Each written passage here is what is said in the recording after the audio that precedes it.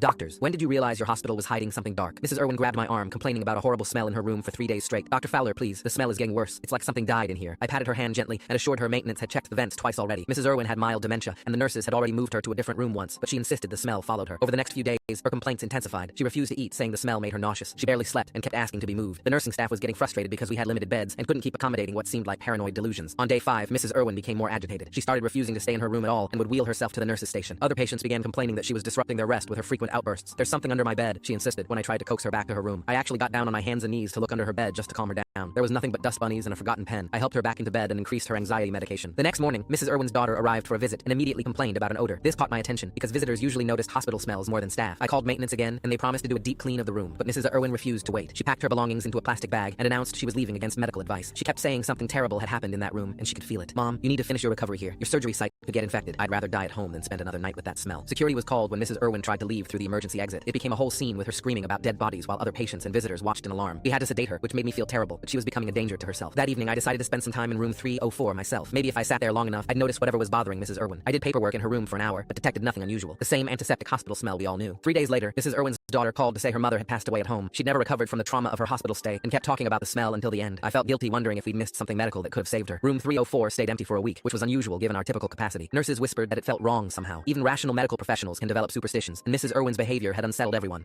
Eventually, a new patient was assigned to the room, but he requested a transfer after one night. There's a weird smell, he said, like something crawled into the walls and died. This time I took it seriously. I called maintenance and insisted on a thorough investigation. They checked everything from the HVAC system to the plumbing. They even brought in a specialized team to look for mold or dead animals in the walls. Nothing turned up, but the smell complaints continued. 2 weeks after Mrs. Irwin's death, a water pipe burst in the room below 304. Maintenance had to remove several floor tiles to access the damaged pipe. That's when they called the police. Under the tiles directly beneath where Mrs. Irwin's bed had been, they found a sealed plastic bag. Inside was a human hand. The police sealed off the entire ward as a crime scene. They brought in forensic teams. The hand had been deliberately placed there and sealed to slow decomposition, but not enough to prevent the smell from seeping through. Investigators questioned all the staff about who had access to that room. They pulled employment records going back years. The hand was sent for DNA testing. The hospital administrators were in full damage control mode, worried about lawsuits and publicity. I couldn't stop thinking about Mrs. Irwin. She'd been right all along and we'd dismissed her as delusional. The guilt was overwhelming, especially when her daughter called asking if her mother's death was connected to what they'd found. The DNA results came back, but raised more questions than answers. The hand belonged to a nurse who'd worked on our floor 5 years ago. The problem was, she was very much alive and still had both hands. She'd moved to another state and was shocked when police contacted her. Someone had used tissue samples to create a convincing fake. Who would do something like this? Nurse Maya asked during our staff meeting. The detective leading the investigation had a theory, but needed more evidence. He mentioned that Mrs. Irwin had been a nurse herself 4 years ago at this very hospital. She'd worked this exact floor when it was the psychiatric ward. The placement might not have been random at all. We're looking into cold cases from her time here, the detective said. Someone wanted her specifically to find this. The question is why. Full story on channel linked below.